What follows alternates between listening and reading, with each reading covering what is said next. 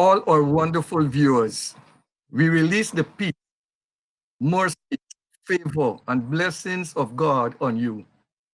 As we continue to fight this dreaded coronavirus, we encourage you to be strong. Don't panic. Don't allow fear to step in. This is not a time to give up. We are more than conquerors through Christ who strengthens us. We challenge all our fellow human beings. Don't be fearful. Fear is not from God. It has brought torment, and if not be brought under control, could be fatal. In the book of Isaiah, chapter 41, verse 10, the Lord speaking says, "Fear not, for I am with you. Be not dismayed, for I am your God. I will strengthen you. I will help you. I will uphold you with my righteous right hand." From the set of choices, we assure our viewers that victory is near. Welcome. God bless you. God bless Guyana. Thank you very much, Reverend Singh. Good evening, brethren. As we continue to battle with COVID, we want to encourage you to follow the guidelines that were issued by the task force in the Ministry of Health. And as we remain observing social distancing, as we remain in our homes, it's a very good opportunity for us to do something useful with the time. And I want to implore us that we should find some time to read. And reading is quite important for our own personal development, for the way we express ourselves. And talking about reading, this evening we want to introduce to you a book that was written and recently released by one of our own, 4 members of the Choices panel. Alma mater is the Baki Global University. And Reverend Dr. Hudson, who is a recent graduate of that, the doctoral program, has released a book by the name of Born to Succeed, a collaborative approach to developing the God-given literacy potential of students in the early grades. This book can be found on Amazon. And so this evening we will ask Dr. Hudson to share what inspired him to write the book, and he will read about some of its content. But as we talk about literacy, I want to underscore the fact that parents are our first teachers. Teaching should always take place first in the home before it moves to the public domain. And here I'm referring to schools. In the book of Exodus chapter 2, verse 2, it tells us about probably Israel's greatest deliverer, speaking about Moses. And it says that when the child was born, his mother saw that the child was goodly, one translation says.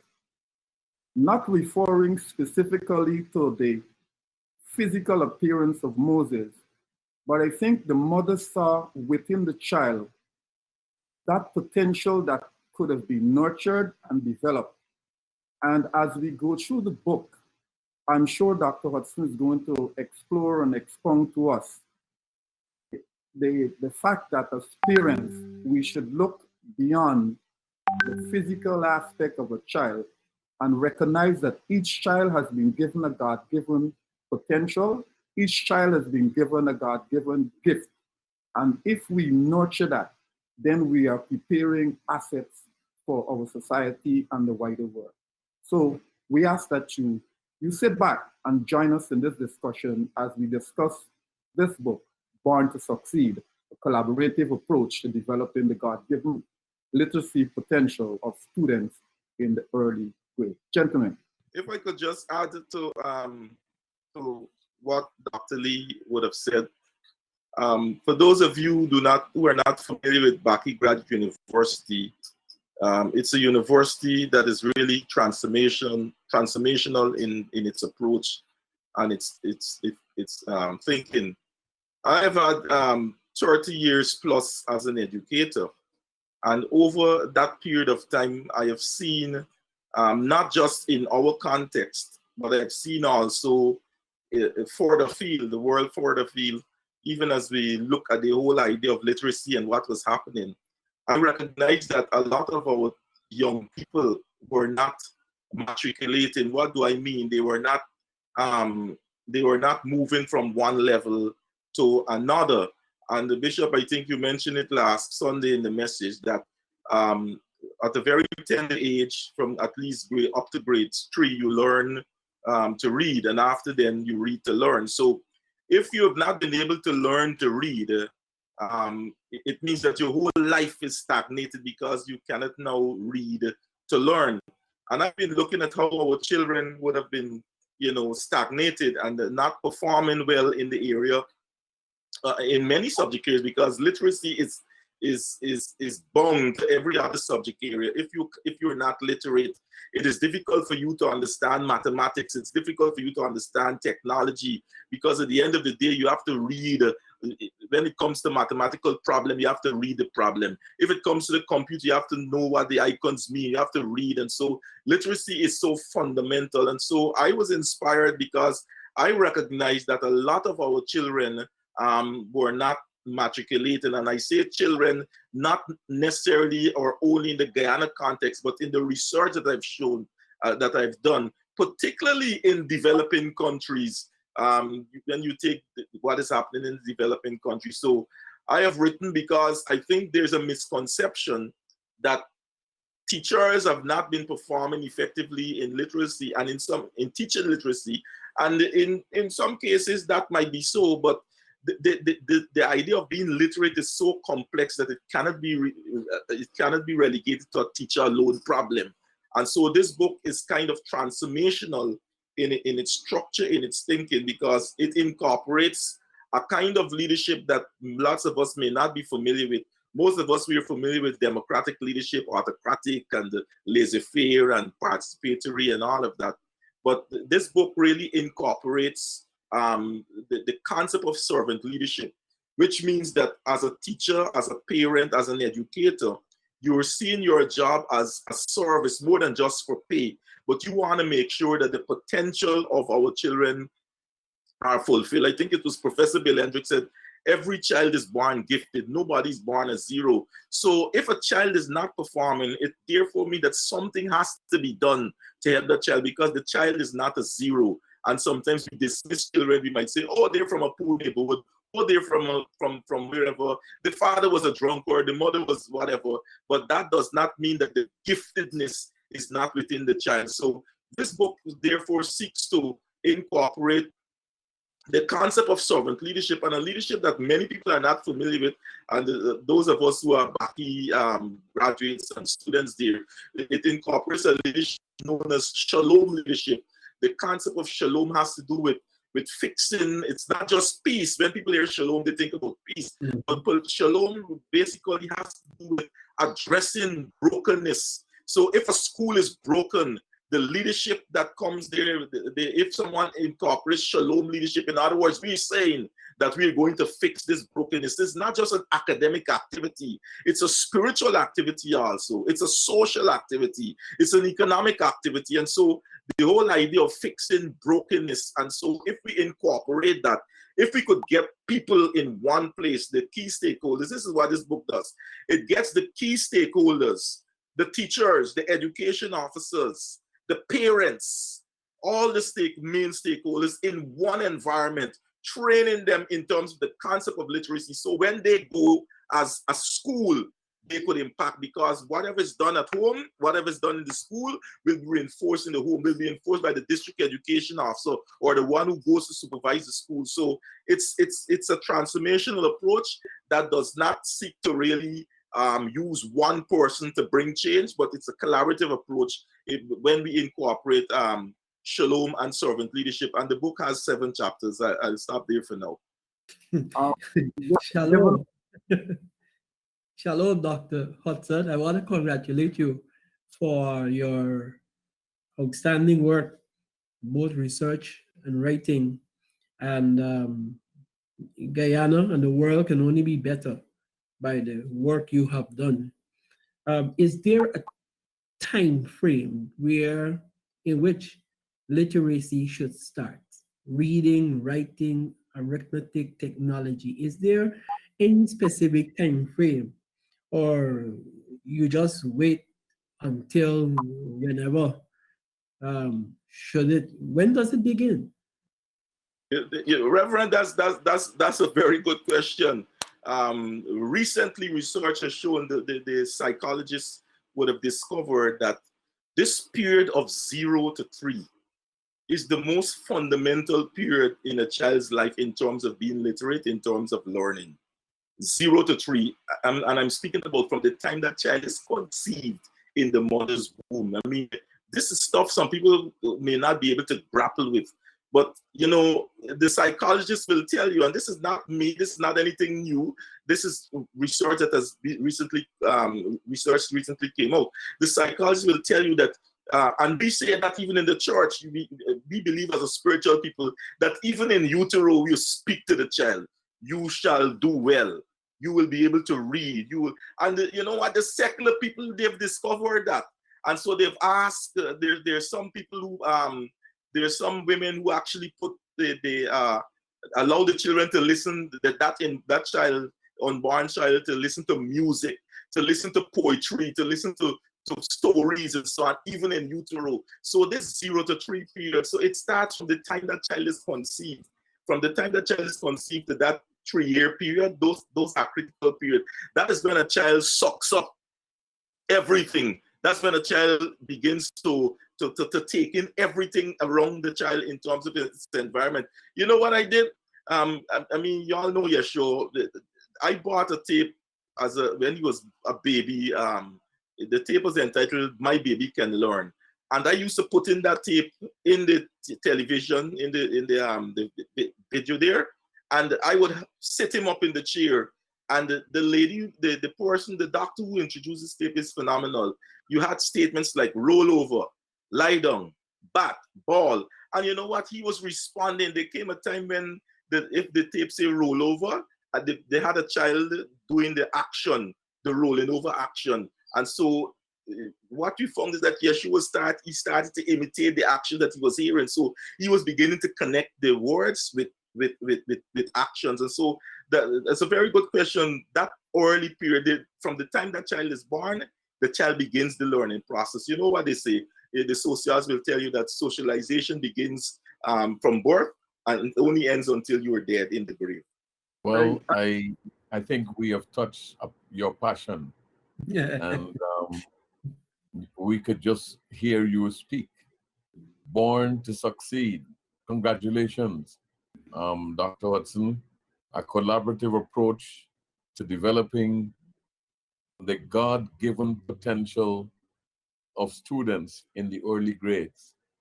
So in this thesis, you are suggesting that each child, irrespective of his and her socio-economic background, condition, environment, they are born with certain giftings put there by the Creator. This is your thesis. Yes. And so you are further saying that these children might be born in a depressed community like the southern part of Georgetown. They say it's depressed. Or, they like to call certain villages depressed. And therefore, society might not expect a child to succeed coming out of that village. Mhm. You are saying each child, irrespective of the stigmatization of people, each child is born to succeed. Could you speak to that? Thank you, Bishop. You know, the environment, people like to say that the environment, it shapes you. And there is some connection in terms of the environment and your shaping. But there is also a situation where God would have created you and he has given you certain giftings. Uh, the problem is that sometimes we might not know what is that gifting, but everything begins with, with the concept of being able to analyze, being able to read, to analyze. And when we look at even Jesus, I mean, you remember the question that was asked, can anything good come out of Nazareth? And the Bible is so filled with the importance of literacy. And as a matter of fact, this book has a chapter, and sometimes when you're writing, you study, because we always have people with secular views. And you say, man, I wonder what the secular people will say. Will they gravitate it? Will they dismiss it, throw it in a bin or something?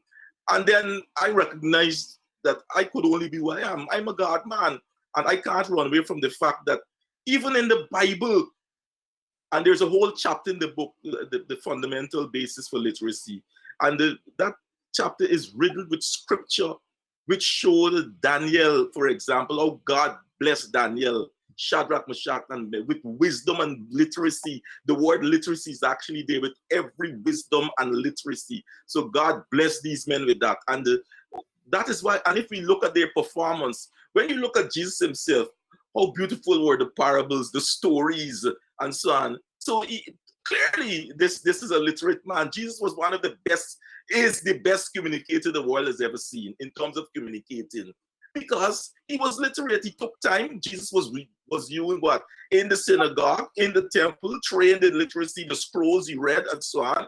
When we look at the Apostle Paul, who wrote most of the books in the New Testament, Paul started the feet of a lawyer, Gamaliel, who was a literate man. So Paul obviously had training in literacy. Oh, look at the work of Isaiah. The Rolls Royce, they say, of the prophets. Look at the allegory and look at the figures of speech and so on. So these were men. So Moses, for example, he said he couldn't speak, but that was not a true story, because Moses, when you do the research, the book will even tell you that Moses had the best education in Pharaoh's palace. Moses understood literacy. He was a man trained in mathematics, in the science, in the arts, and so on. And so the book also speaks to many areas from a biblical perspective, the importance and the significance of literacy. And if you look at all those men, you will see how they stood above the fray. They were well above the fray in terms of the contributions that they made. So every child is born gifted. It's for us to recognize it and for us to fight for them. Bishop, I think the problem, and team, I think the problem is that, that's why I talk about shalom leadership, because when I look at a child, there was I'm going to say her name, Genevieve Whitenet. She's a Christian woman. She actually went to a school at one time, pharmacy U.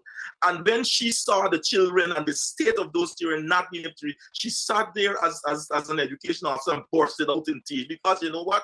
What we've seen is a promise going down the drain. And so that woman literally cried, because she wanted to fix the brokenness, but the brokenness cannot be fixed by one man. We have to have a collaborative approach in moving the process forward. Doc, since you have mentioned that, and you have spoken to the subject of time frame, how could this shutdown affect our students at this particular time? And what would you recommend to be done, since education is also locked within a time frame? All right. If, for example, if we look at the book again, there are some things that parents can do. And that's why parents also need to get the book, because it has like activities that parents can do. It has a whole host of information as to how parents could actually attack this thing even while they are shut down. Now the question might be raised that some parents are they themselves might be illiterate. And I remember Ben Carson, he wrote 2 books, Think Big and Gifted Hands. His mother was an illiterate, but the mother still insisted that that the child must find, the boys must find some time to do something, even though she could not read. She said, look, y'all can't be watching TV all the time. You can't be in the streets all the time. So, and people would like to believe that our children, those children are stupid. They're not stupid. And if they're given an instruction, as long as the instruction is clear, some of those children could respond and respond positively. And of course, you know, we have the technology at hand. So there are programs, many countries would have had. Some of these children are very familiar with gadgets.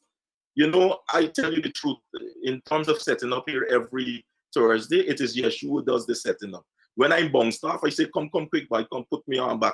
He does all of that. And so the point I'm making is that these children, we would like to think that they're not smart, but we say, look, the same phones that they have, the television that they have in your house and so on, you could direct them and say, this time you go to the learning channel and see what is there. Even if you might not be, you know, somebody who's academically strong, you could say, you could point the children, but the book also has information as to how parents could actually treat with their children during this time of quarantine.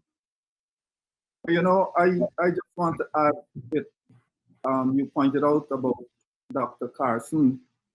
You know, indeed, his mother was an illiterate, but she insisted that he read his books and all of that. And I think, if I'm correct, how he discovered that she was illiterate is that she decided to take his book from him and went, you know, to go through what he would have done. And she held the book upside down. So Yeah. the point is not so much whether parents are academically inclined. I think the point is parents must demonstrate an interest in their child's development and spending quality time with the child. I'm sure give the child the indication, you know, that mommy and daddy or mommy and daddy, they are interested in my development, and that spurs learning. And it creates a desire within the child to learn and to learn more. My people fully are agree with you. destroyed for lack of knowledge. That is the word of God. Habakkuk was told, write Right? The the vision. vision, Mhm. make it plain. Mhm. Don't just write it, but make it plain. So God expects literacy among his people. This is not a new position. God didn't sign on to a UN provision or That's right. UN program or some governmental program. From the very beginning, God was intentional about the importance of his people learning. When he communicated his commandments to his people, he did so he wrote it the first time. He wrote it. When Moses uh, misappropriated the use and they were destroyed, he had to take back those tablets and he had to write it the second time. So the whole question of literacy, God expects his people to know how to read and to write. But you are striking a big blow for the poor and the powerless here, because you're saying, and Guyana is a very good case, shalom leadership is very necessary and appropriate at this time in our country. Historians want to say Guyana was born broken. The kind of leadership we need is shalom leadership that would repair that brokenness between people and people. We are a nation of 6 peoples, and at some point in time, someone intentionally created subterfuge by, created problems and undermined the trust and the confidence in these 6 peoples in this country. We've never been the same since then, you know? Listen, I know there was a time when we were one, we understood, and then these forces that were against advancement played their role is a simplistic approach I'm using, in creating division at that level, brokenness at that level. The only way, ever since then, we have never been able to trust each other as a people. Shalom leadership is needed to repair that brokenness in our country. And what will usher this in is where everyone, we mustn't be afraid of people learning to read and learning to think and Yeah. learning to agree Yeah. and learning to disagree. Mm. And I pray that Yeah. your book, where can we get your book, sir? There are people here who want to buy your book right away. Where can we get your book? The book, Bishop, is on Amazon right now, Amazon.com. If you go to Amazon.com and you just type in Born to Succeed, you will see the book there. It is selling, I think, for $7, which is like I 14 noticed that. 1,400 Ghana dollars. And so the idea is not about money, but the idea is to find a way to get people to understand that the brokenness that we see in school systems, this where children are not literate, they're not actually fulfilling their potential, that there is a better way in terms of how to approach it, rather than having a teacher stand in front there and expect that teacher to deliver, to be like a demigod in terms of delivering everything, and your child walk away as the best thing ever. But it's a collaborative approach. So it's on Amazon right now, the paperback. We're going to be uploading the paperback, the Lord willing, before the end of the week, by Friday or so. Our time is gone. And $7 on Amazon. I have it opened here, and you might be able to see it wherever you are. It's available. You could buy it with one click. They have it available in the Kindle format. We celebrate with our colleague and our brother, um, Reverend Dr. Marcel Hudson, and we are promoting in this first program this book.